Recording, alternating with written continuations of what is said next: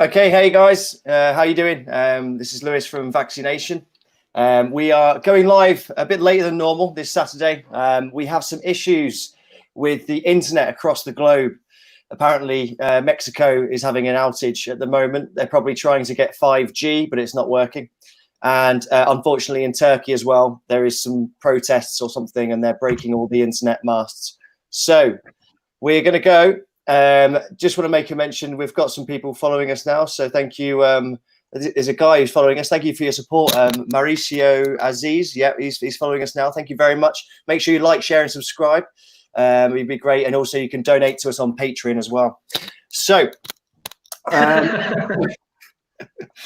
right, let's just see if Mauricio is here. Hello, Mauricio from Mexico. Can you hear me?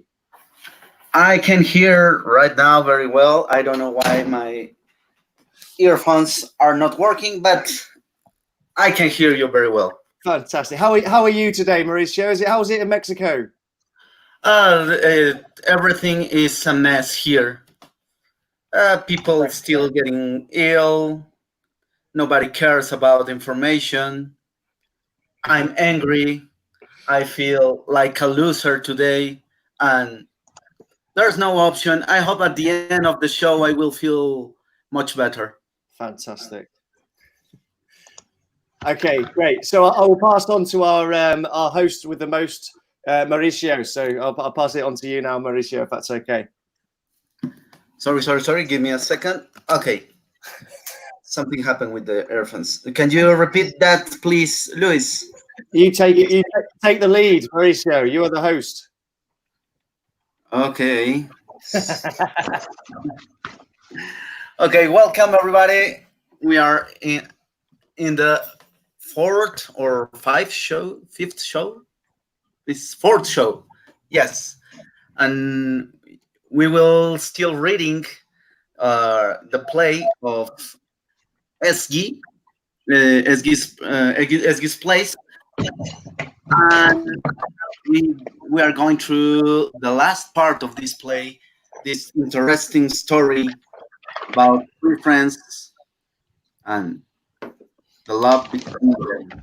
So after that, we have some surprise about a little poem we made, and especially because there will be some kid who made the last part of the video, and you will enjoy it. I hope Scott is listening to us right now. So we will wait till just 40 minutes to start with that surprise. Okay, let's go through the scene number 5. But before that, I want to hear, how are you? Tanisha, Luis, Mario. Everything okay? All very well. Awesome. Great. Perfect. Okay, so let's start with this scene.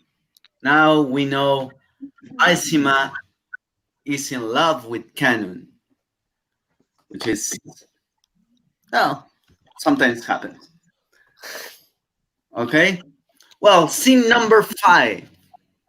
Act 2, scene 5. Act 2, scene 5. Dora is lying on the sofa. He's still unconscious. Canon and Aisima poise over him in a stew. Aisima, are you happy with what you've done? Dora won't come to his senses now. He's gone. Gone. I didn't do anything, Kanun. How could I know that he was listening to us? He's crazy. Nobody knows where he'll show up next. Look at me, young lady. You are being presumptuous. Do not call my friend crazy anymore. Oh, he's your friend, then who am I? What's that supposed to mean? He is your friend and also platonic lover. Phew. Dora is slowly coming to his senses. They both stoop over Dora. Okay, I am fading from the scene. You are such a dissembler, third and bottom feeder, man. Aisima, I loved you very much. Since you are infatuated with Kanun, who is a dissembler, third and bottom feeder man, Then I'll hold my tongue, bury this pain in my heart, and go to my room. Here we go again, Isomer. Now I'm on the hook. But the man is right. The man whom he consulted stole the woman he loved. What would I do if I stole you? Shame on you, Kanu. Oh, no shame. I don't want anything. I'm I going see up. my I'm going up to Dora. I see my salon on stage. She looked out the window. Her head is a little bit up. So, the stars. Is this your kindness to me? What if I'd have had a little bit of that glow? Now I've lost both Dora and Carnoon. Canon comes back and sits down. They're smiling. He isn't listening to me. He locked himself in his room. What are we going to do, Isomer? Maybe I should try talking to him. The doorbell rings while Isima is about to turn the door. Canon stops her, holding her hand. He opens the door. We don't see the person coming in. Canon goes out, doesn't close the door, but leaves it ajar. Isima tries to listen curiously, but we understand that she couldn't hear anything when we look at her face. Canon closes the door. He is holding a CD. Who was it? A guy called Carlos. What if that's Dora's African music friend, Carlos? What is that CD you're holding? The CD of Carlos and the Music Friends.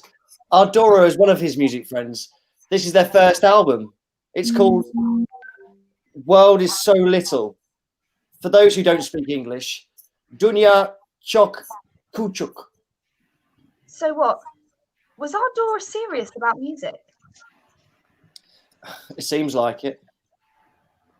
Wow, look at our loony. Don't call him loony. Can I be honest with you about women and love affairs? Yeah? I was going through my mother's documents while I was in high school. I could actually look at them unauthorized. Anyway, they were training me as if I was a law student. Then one day I was going through again. Yeah. Then I got a homicide file. And there was a dead woman in the photos.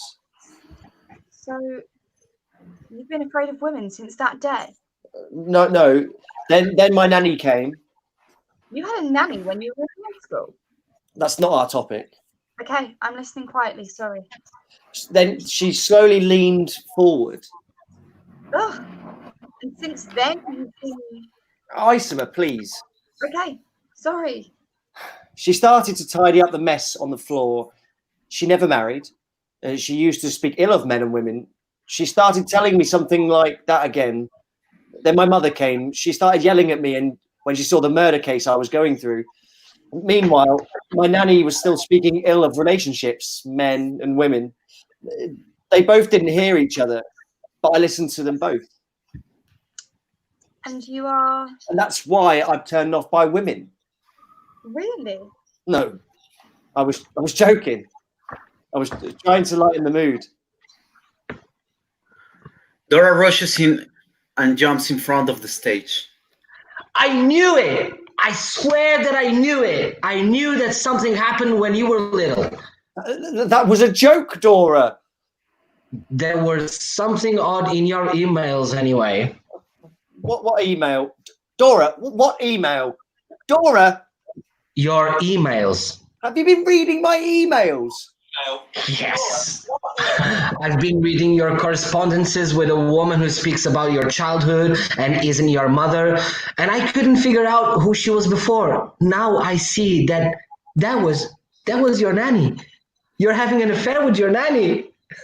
What kind of pervert are you? Look at who calls me pervert.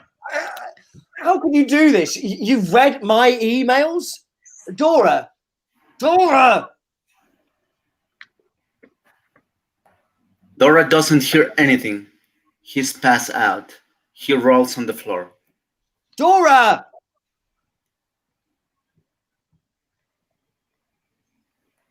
You said that this is a joke. You are not having an affair with your nanny. So you won't be stealing Aisima from me, right, my dear Kanun? Of course not. You won't take Aisima away, right, my brother? No. You won't have a house with a pink shuttle, and you won't have lots of children, will you, Kanun? Oh no. You better make that girl come to her senses, huh? They both goes next to Aisima. Aisima, come on, my love, wake up. Look, we can make lots of children. Dora, your album is out. What? My album is out? Yeah, look, Carlos just brought it. Did Carlos come? So they finished everything in the studio? Very nice. Very well then. I'm going to my room first. Then outside, perhaps to a bar? All right, Aisima, I need to thank you for something. For what, Dora? The stars. You were right. I don't understand. I've always regarded what you say. Well, of course, I haven't ignored what you say about the stars. I've always looked out of the window for them and asked them for a chance. I wanted them to share their dust with me. And look, it happened. I've always wanted the stars dust to draw your attention. I had to get in your good graces somehow. I thought I could do it with music. You would see me. Of course I was seeing you, Dora. No, you weren't. Look, I am not loony. There are so many things you do not know about me. Can you give us a chance? Dora, I'm sorry, but no. Okay, maybe I haven't been able to steal your heart, but are we at least still friends? Okay, I admit the relationship with my nanny, but there is something you don't know. She was only 3 years older than me. She came to our home when I was in high school. I'm not a pervert. Take me in too. If you're not a pervert, come here. The doorbell rings after a few seconds. Who's there? The doorbell rings again. Now the door is banged. I'll open it. He turns to the door, opens the door. He is terrified. Nanny? Aisima and Dora laugh and the stage gets darker. Okay. Well, that's Revelation. wow. Well, that's the end of the Esgi's play. So it was a surprise. What can you say about this? Anyone? Ladies first. That's what I'm saying. It's so easy to do it, right, Louis? Ladies first. How do I feel about it?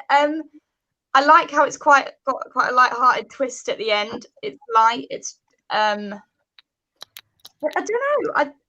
I think it's interesting how we were asking Ezgi about whether this is common in Turkey, if this is kind of a common relationship thing, or if it's a broader matter. It'd be interesting to know, but obviously Ezgi isn't with us at the moment, but I believe she is watching. I think it's interesting to see. I still wonder how Aisima actually feels about the two. Is she actually in love with Kanun or not? Is it just because he's a housemate? Is she only attracted to him because he doesn't show interest, whereas Dora does? Is she just doing that because, they say girls go for the guys that don't show it as much? So yeah, it would be interesting to hear Ezgi's side and see what the actual intentions behind are, to be honest. Good. Mhm. How do you feel with this character, Luis? With this change? What, The last. do you mean the last part? The last part, the change in his mannerisms? I think it's difficult because I was talking to Ezgi a bit about this, that he has a very not normal life, but he tries to do the routine thing that everyone in society wants him to do. So he sort of follows the pattern of society, or what his parents have told him to do, or something like that. But then when you get to the end and he starts creeping out these little things that are it's like the secret passions and the what is hidden underneath in the shell that is canon. I think it's quite interesting. I feel like it would be really interesting to explore more into canon and seeing what actually was his past was like, and what brought him to a situation where he is with people like Dora and Isma, because you wouldn't really think he would be in a social group with those people in the beginning, but then you understand why at the end, because he is just as crazy as everyone else, I think. And what about Dora? Dora's Well, character. it seems as though this is like a bit of a rushed end in which we find a lot of stuff that we didn't know. For instance, this nanny story with Canon, and also with Dora, the fact when he says that he was only trying to do this music because he wanted to show Isima the stardust she was always talking about. And as Tanisha was just saying right now, I think it would be very interesting to understand how, and I think the play is about this. At least for me, it is about this. It is about what makes these relationships. How do you connect? You know, how do you do a bridge? How can you build a bridge between when you know someone, we're talking about three people that live together, so these three friends, and in the Hollywood movies they always talk about something that for me, as at least for me as an actor, as Portuguese actor from Portugal, I never understood, like the third base, first base, whatever, like the friend zone. And I think there's a bit of this also, are they in the friend zone? Are they trying to do something? Are they falling in love with each other because they are always just spending so much time together? Are they crazy because they don't know how to do it? There's not like a guideline. Three guys, two guys and one girl living together is something from our generation. It's not from our parents' generation, as far as I know. So I believe that this ending gave a lot of sense to the rest of the play. Like, okay, so this was it. Canon is this guy and maybe has these problems, but he also knows what he wants after all. And Isima, I think it's the most structured one, but she has to deal with a bit of lunatic sides from both Dora, mostly Dora, but also from Canon. And Dora is just trying to show Isima through music, but I mean, is it the right way to do it? I don't know. It's, even though I think it's answered a lot, it also gives you a lot of questions, different questions. Great. How did you think about? Do you think it's understandable in every country, this play? I think it's difficult. Yeah. But no, first you, Louis. I just spoke for like 10 minutes. Yeah, it's fine. Yeah, no, absolutely. Yeah, I think it is difficult. I think I was to try and get a grasp of what brings them into this situation. I don't think these people would be very natural in every single international culture that is out there. So, and it's very much a westernized style of like what Mario said, that the fact of two guys and one girl living together in cohabitation is not a normal thing. Previous generations, people are now more comfortable with living with other people. Although in this play itself, it does obviously tell you that emotions do come into that, and love sometimes seeps through in these situations. But I don't know. I think it would be very hard to translate into every single environment. I can definitely see it in an English sense. If it was if you changed it and based it in London, I could definitely see that being something that would relate to that audience from a personal perspective. But not much further. I don't know. I think you'd have to go maybe in America, England, and this part of Europe, Portugal, Spain, France. But I don't know if it would be understood towards an Eastern audience, if that makes sense, because it is very much about this capitalist society and things like that. Hey, now you're saying something interesting. In your case, how do you think is the perception of the comedy in England and in USA? Is it a little bit different?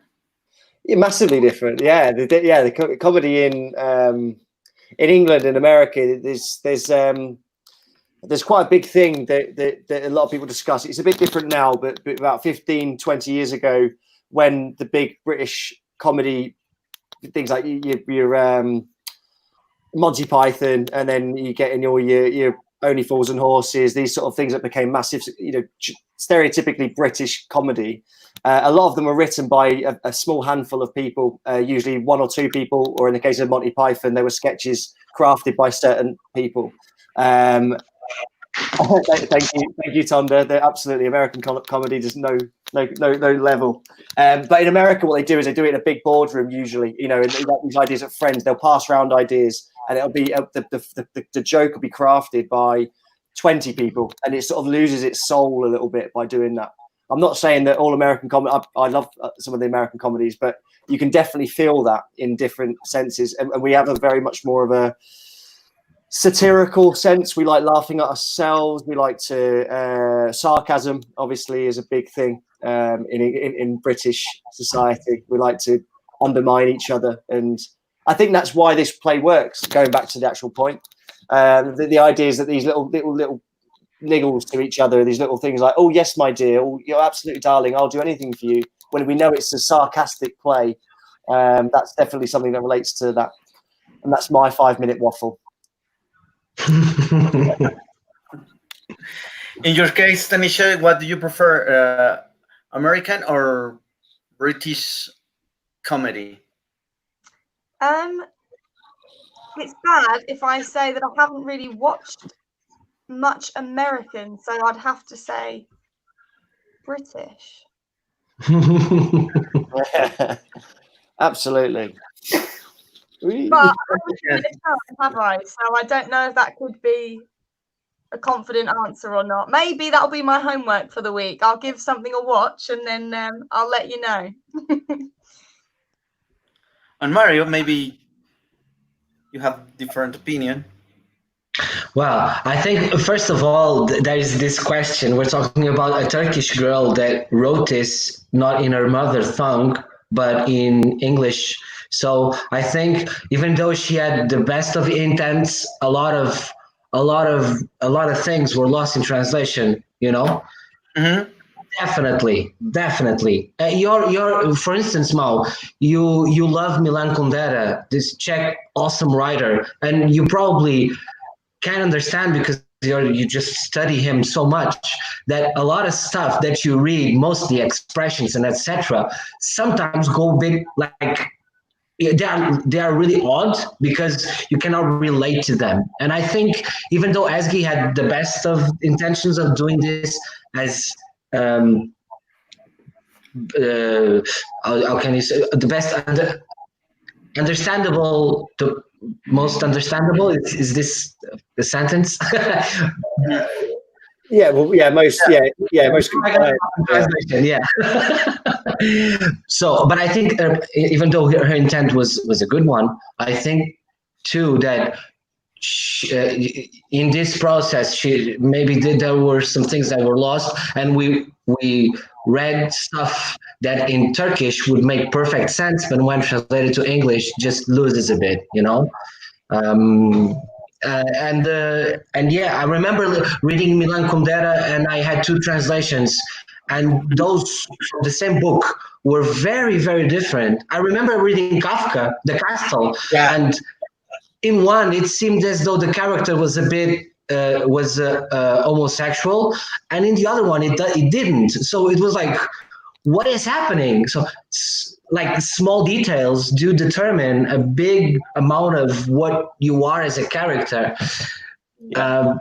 But yeah, those were my 5 minutes. I will just say that comedy I will say that I prefer the English comedy. Most of what I see in the American comedy, like The Office was exported to the US, The Little Britain was exported to the US, Monty Python, I mean, whatever. It's just like three major stuff that I can say. Ricky Gervais, for me, it's one hell of a guy. I just love him. I love him performing. Um, as in accordance to Portuguese comedy, I don't know. I think it's different. I think, but I mean, I don't know. I don't like Portuguese stand up comedy that much. But there are a few that really do a great job, and those are the ones who are more satirical, more clever, as I would say, more intelligent. They do not make jokes about farting nor pissing on whatever, and they go and they can have like this Trevor Noah sense of political statement through comedy, and that's the comedy I like. And there's not much of it in Portugal. Sorry, it was 10 minutes now. Jesus. Good. I was good. It's good. Well, guys, in 4 minutes, we will have the premiere of the poem. I have to say that this comes from an original idea of a Mexican writer and director, Elisabetta. She was preparing poems with people, and that's the way I'm doing poems here with some actors, and we decided to make our own style with some poem from by Lawrence Ferlinghetti, and I think there is one of the actors of the poem is there. Listen to us. Maybe he will be online with us if you want. He is a child. How old is it's called? I think he's 6 years old. Maybe. Hmm. I think here. Iscoatl, if you are there, please. Well, it's interesting because it's a Mexican child. Well, his father is from Chile, his mother is Mexican, but this is one of the most amazing children I have ever seen because he starts to speak English and he is so open, and I think he's going to be a really good actor. So I would like him to be here with us. I don't know if he will be online, but in 2 minutes we have the premiere of this poem. And also I have to say that Mauricio Assis and Edilzar, two Mexican musicians, made the original music for that poem.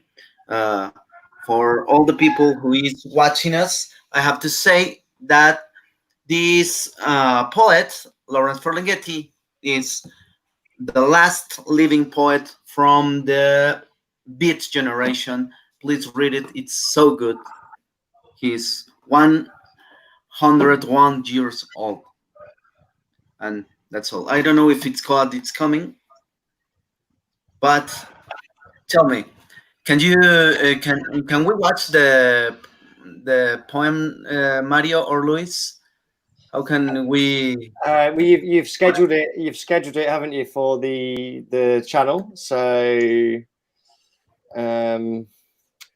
let's have a look. I think it's already prepared for the premiere in 1 minute. I've got the premiere. The World is a Beautiful Place is premiering. I've got 8:45, so it'll be So it'll be 1 minute. 1 minute. Yeah. So we can't. I don't think we can watch it on here, but we can obviously finish this show and then invite everyone to watch onto that when it goes live in 10 seconds. Okay. 9, 8, 7, 6, 5, 4, 3, 2, 1. Bye, guys. Good luck and enjoy. Enjoy.